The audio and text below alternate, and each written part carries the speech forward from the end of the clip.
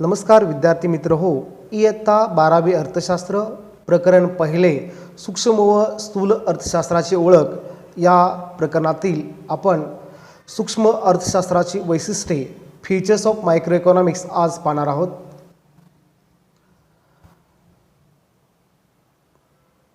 यातील पहिलं वैशिष्ट्य वैयक्तिक घटकांचा अभ्यास. सूक्ष्म अर्थशास्त्र हे वैयक्तिक घटकांचा अभ्यास करतं.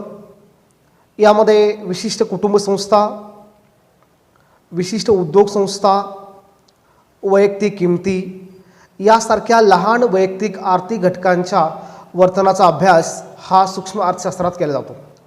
म्हणजेच सूक्ष्म अर्थशास्त्र हे अर्थव्यवस्थेतील लहानातील लहान घटकाचा अभ्यास करणारे शास्त्र आहे, ज्यामध्ये अनेक व्यक्ती असतील, कुटुंब संस्था असतील, उद्योग संस्था असतील, वैयक्तिक घटकांच्या किमती असतील, अशा घटकांच्या वर्तनाचा अभ्यास या सूक्ष्म अर्थशास्त्रात केला जातो. या चित्राच्या माध्यमातून पाहू आपण. या चित्रामध्ये इंडिव्हिज्युअल एक व्यक्ती उभी आहे. त्यानंतर हाऊसहोल्ड कुटुंब संस्था, ज्यामध्ये पती पत्नी व 2 लहान मुलं आहेत, आणि फर्म उद्योग, ज्यामध्ये उद्योग व्यवसायातील व्यावसायिक किंवा कर्मचारी कार्यरत दिसतात. म्हणजेच सूक्ष्म अर्थशास्त्रामध्ये वैयक्तिक उपभोक्ता, कुटुंब संस्था, एखादा उद्योग आणि उत्पादन घटकाच्या किमती याचा अभ्यास हा सूक्ष्म अर्थशास्त्रात केला जातो. दुसरं वैशिष्ट्य आहे किंमत सिद्धांत, प्राइस थेरी. सूक्ष्म अर्थशास्त्र वस्तू व सेवांच्या किंमत निश्चितीशी तसेच उत्पादन घटकांच्या किंमत निश्चितीशी संबंधित आहे. म्हणून सूक्ष्म अर्थशास्त्राला किंमत सिद्धांत असे म्हणतात. म्हणजे वस्तू व सेवांच्या किंमत निश्चितीमध्ये म्हणजेच साखर, दूध, भाजीपाला, मोबाईल, तांदूळ यासारख्या वस्तू व सेवांच्या किंमत निश्चितीमध्ये मागणी आणि पुरवठा या 2 महत्त्वाच्या घटकांच्या माध्यमातून किंमत निश्चिती होत असते. म्हणून सूक्ष्म अर्थशास्त्रामध्ये उत्पादन घटक, भूमी, श्रम, भांडवल आणि संयोजक या 4 घटकांना अनुक्रमे भूमीला खंड, श्रमिकाला वेतन, भांडवलाला व्याज आणि संयोजकाला नफा शिल्लक राहतो. म्हणजेच वस्तू व सेवांच्या किंमत निश्चितीचे काम तसेच उत्पादन घटकाच्या किंमत निश्चितीचे काम हे सूक्ष्म अर्थशास्त्रामध्ये केले जातं. आपण चित्राच्या माध्यमातून पाहू. प्राइस टॅग आहे, म्हणजेच कोणत्याही वस्तूची किंमत ठरवण्याचं काम या सूक्ष्म अर्थशास्त्रामध्ये केलं जातं. आणि वस्तू व सेवांच्या किंमत निश्चितीमध्ये मागणी वक्र आणि पुरवठा वक्र या आकृतीमध्ये डी हा मागणी वक्र आणि एस हा पुरवठा वक्र. ए या बिंदूच्या ठिकाणी समतोल साधलेला आहे. म्हणजेच कोणत्याही वस्तू व सेवांची किंमत पी असताना आणि क्वांटिटी किंवा नगदसंख्या क्यू असताना या ए या ठिकाणी वस्तू व सेवांची किंमत निश्चित झाली. म्हणजेच मागणी व पुरवठा या दोघांच्या संतुलनातून वस्तू व सेवांची किंमत निश्चिती झालेली आहे. तिसरं वैशिष्ट्य आंशिक समतोल, ज्याला आपण म्हणतो पार्शियल इक्विलिब्रियम. 2 घटकांमधील संतुलन म्हणजे समतोल होय. सूक्ष्मलक्षी अर्थशास्त्रीय विश्लेषण म्हणजे आंशिक समतोलाचे विश्लेषण होय. आंशिक समतोलामध्ये एक उपभोक्ता, एक उत्पादन संस्था, विशिष्ट उद्योग इत्यादी वैयक्तिक आर्थिक घटकांच्या समतोलाचे विश्लेषण केले जाते. सूक्ष्म अर्थशास्त्र हे 2 घटकांमध्ये समतोल कसा साधला जातो, यामध्ये उपभोक्ता असेल किंवा उत्पादन संस्था असेल, विशिष्ट उद्योग असेल, यांच्या आर्थिक समतोलाचे विश्लेषण हे सूक्ष्म अर्थशास्त्रामध्ये केले जाते. बघा, पार्शियल इक्विलिब्रियम या चित्रामध्ये ॲग्रिकल्चर सेक्टर, शेती क्षेत्र, डिमांड अँड सप्लाय, किंमत याची ती कशी होते. त्याचबरोबर ॲटोमोबाईल क्षेत्र, यामध्ये मागणी आणि पुरवठा यांचं संतुलन कसं साधलं जातं. टॉईज, खेळणे असतील, शूज असतील, म्हणजेच कोणत्याही क्षेत्रामध्ये कोणत्याही वस्तूची किंमत निश्चिती किंवा आंशिक समतोल कशा पद्धतीनं साध्य होते हे आपण या सूक्ष्म अर्थशास्त्रामध्ये अभ्यास करतो. त्याचबरोबर अजून एक आकृती आहे पहा. यामध्ये तराजूचं आकृती आहे. या तराजूच्या आकृत्यामध्ये प्रामुख्याने मागणी आणि पुरवठा म्हणजेच डिमांड अँड सप्लाय आपल्याला दाखवलेलं आहे. म्हणजेच सूक्ष्म अर्थशास्त्रामध्ये मागणी आणि पुरवठा यांच्या आंशिक संतुलनाचा अभ्यास हा केला जातो. पुढचं वैशिष्ट्य आहे 4, विशिष्ट गृहीतकावर आधारित. पहा, अर्थशास्त्रातील नियम, सिद्धांत काही विशिष्ट परिस्थिती गृहीत धरून साध्य केले जातात.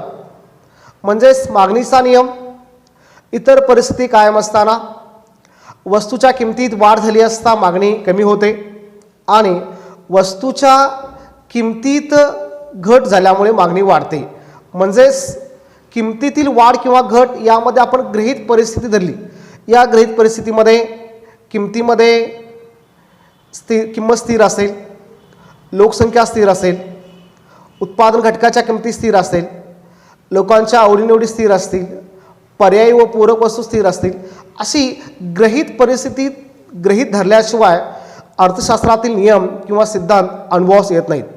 यामध्ये आपण अनेक गृहीत धरतो. त्यामध्ये पूर्ण रोजगार, पूर्ण स्पर्धा, सरकारचे निर्हस्तक्षेपाचे धोरण इत्यादी गृहीतावर आधारित आहे. त्यामुळे या गृहीताच्या माध्यमातूनच आपण सूक्ष्म अर्थशास्त्राचे सिद्धांत किंवा विवेचन करत असतो. एक आता उदाहरण पाहू. या चित्रामध्ये आपल्याला एक व्यक्ती पायऱ्या चढून मध्यभागी खाली वाकून बसताना दिसतं. पण प्रत्यक्षात आपण मनात असं गृहीत धरू शकत नाही की पुढे पायऱ्या किती असतील, पुढं काय असेल, हे आपण असं गृहीत धरतो. आता पुढचं एक चित्र पहा. आपण मनामध्ये असं गृहीत धरलेलं होतं की पुढं पायऱ्या संपल्या असतील, पुढं पायऱ्या तुटल्या असेल, असं गृहीत धरलं होतं. म्हणजेच या चित्रावरून आपल्याला असं सांगता येईल की सूक्ष्म अर्थशास्त्रामध्ये विशिष्ट परिस्थिती गृहीत धरून आपल्याला अर्थव्यवस्थेमध्ये पूर्ण रोजगार असेल, पूर्ण स्पर्धा असेल, सरकारचं निर्हस्तक्षेपाचं धोरण असेल, अशा प्रकारे गृहीत धरून आपल्याला सिद्धांत हे अनुभवावे लागतात. पुढचं वैशिष्ट्य विभाजन पद्धत, ज्याला आपण म्हणतो स्लायसिंग मेथड. विभाजन करता आलं पाहिजे, लहान लहान तुकडे करता आले पाहिजेत. बघा, सूक्ष्मलक्ष्य अर्थशास्त्रात अर्थव्यवस्थेचे लहानात लहान वैयक्तिक घटकामध्ये विभाजन केले जाते व नंतर प्रत्येक घटकाचा स्वतंत्रपणे तपशीलवार अभ्यास केला जातो. म्हणजे सूक्ष्मलक्ष्य अर्थशास्त्रात विभाजन पद्धतीचा वापर केला जातो. उदाहरणार्थ, राष्ट्रीय उत्पन्नामधील वैयक्तिक उत्पन्नाचा अभ्यास, समग्र मागणीमधील वैयक्तिक मागणीचा अभ्यास. बघा, सूक्ष्म अर्थशास्त्र हे लहानातील लहान घटकाचा अभ्यास करतं. मग राष्ट्रीय उत्पन्नामध्ये देशातील अनेक व्यक्तींच्या, कुटुंबाचा आणि उद्योग संस्थेच्या उत्पन्नाचा समावेश असतो. या संपत्तीतील एखाद्या कुटुंबाचा अभ्यास, एखाद्या व्यक्तीच्या उत्पन्नाचा अभ्यास म्हणजे सूक्ष्म अर्थशास्त्र. अर्थव्यवस्थेमध्ये समग्र मागणी म्हणजे संपूर्ण अर्थव्यवस्थेची मागणी, यामधील एखाद्या उपभोक्त्याच्या मागणीचा अभ्यास म्हणजेच सूक्ष्म अर्थशास्त्र होय. म्हणून स्लायसिंग मेथड किंवा विभाजनमध्ये आपण एक उदाहरण पाहू. या उदाहरणामध्ये पहा, हे ब्रेड आहे. या ब्रेडचे लहान लहान स्लाइस विभाजन केलं आहे. या ब्रेडमधील एका स्लाइसचा भाग आपण अभ्यासासाठी घेणे म्हणजे अर्थव्यवस्थेतील एका घटकाचं अभ्यास हे सूक्ष्मपणे करणे किंवा अर्थव्यवस्थेचे लहान लहान घटकांमध्ये विभाजन करणे होय. त्यानंतर पुढचं वैशिष्ट्य सीमांत तत्वाचा वापर.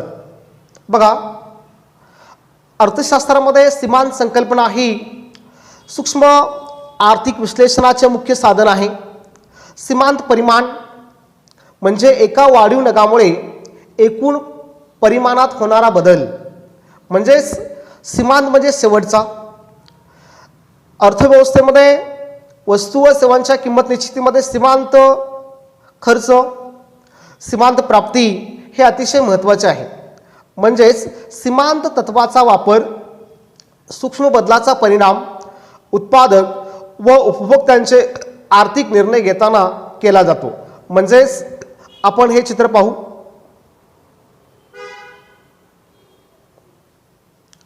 या चित्रामध्ये आपल्याला अनेक व्यक्ती उभारलेले दिसतात, पण शेवटून 3 नंबरला व्यक्ती दिसली तर त्याचा कलर वेगळा आहे, येलो म्हणजे पिवळा आहे.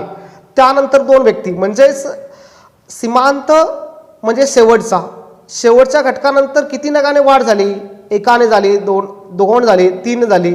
त्यानंतर अर्थव्यवस्थेमध्ये वस्तू व सेवांच्या किंमत निश्चितीमध्ये वाढ झाली असेल किंवा घट झाली असेल. सीमांत खर्च किंवा सीमांत प्राप्ती या सीमांत तत्वाचा अभ्यास करण्यासाठी प्रामुख्याने आपल्याला सूक्ष्म अर्थशास्त्राचा अभ्यास करावा लागतो. त्यानंतर पुढचं वैशिष्ट्य आहे ते म्हणजे बाजार रचनेचे विश्लेषण.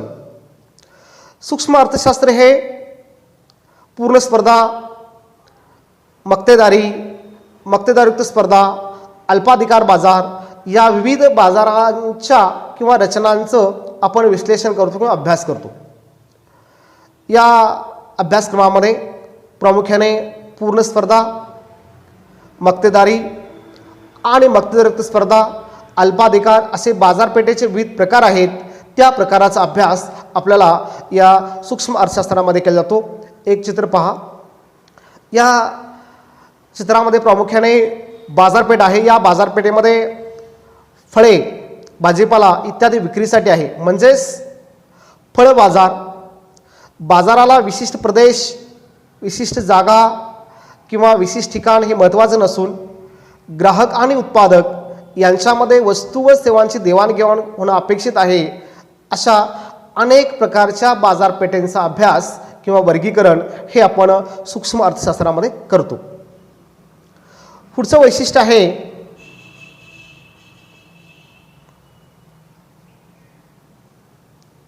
मर्यादित व्याप्ती. बघा, सूक्ष्म अर्थशास्त्राची व्याप्ती ही मर्यादित आहे, संकुचित आहे. कारण सूक्ष्म अर्थशास्त्र हे अर्थव्यवस्थेतील तेजी मंदी, व्यवहार तोल, राष्ट्रीय उत्पन्न, दारिद्र्य, बेकारी, लोकसंख्या, आर्थिक वृद्धी यासारख्या राष्ट्रव्यापी आर्थिक समस्यांशी संबंधित नसून फक्त वैयक्तिक घटकापुरती मर्यादित आहे. म्हणजेच आपल्या अर्थव्यवस्थेच्या अनेक समस्या आहेत, ज्यामध्ये बेकारी असेल, लोकसंख्या असेल, दारिद्र्य असेल, अशा समग्र समस्यांचा अभ्यास हा सूक्ष्म अर्थशास्त्रात केला जात नसून वैयक्तिक घटकांच्या समस्यांचा अभ्यास हा सूक्ष्म अर्थशास्त्रात केला जातो. म्हणून सूक्ष्म अर्थशास्त्राची व्याप्ती ही मर्यादित आहे. उदाहरण पहा. या चित्रामध्ये एका स्वतंत्र खोलीमध्ये किंवा घरामध्ये एका कुंडीमध्ये रोप किंवा झाड लावलेलं आहे. मग हे झाड, याच्या झाडाच्या वाढीसाठी व्याप्ती ही तशी मर्यादित आहे. हे झाड जर आपण जमिनीच्या पृष्ठभागावरती लावलं असेल तर ही झाड वाढण्यासाठी व्याप्ती मिळते. मात्र या ठिकाणी या झाडाला वाढण्यासाठी काही लिमिटेशन्स किंवा मर्यादा आहेत. म्हणजेच सूक्ष्म अर्थशास्त्र हे मर्यादित आहे, संकुचित आहे, व्यापक असा अभ्यास करू शकत नाही. अशा पद्धतीनं सूक्ष्म अर्थशास्त्राची एकूण 8 वैशिष्ट्ये आहेत. तर आज आपण सूक्ष्म अर्थशास्त्राची वैशिष्ट्ये हा भाग अभ्यास केलेला आहे. हा व्हिडिओ तुम्हाला आवडला तर लाईक करा, शेअर करा आणि पुढच्या व्हिडिओसाठी सबस्क्राईब करा.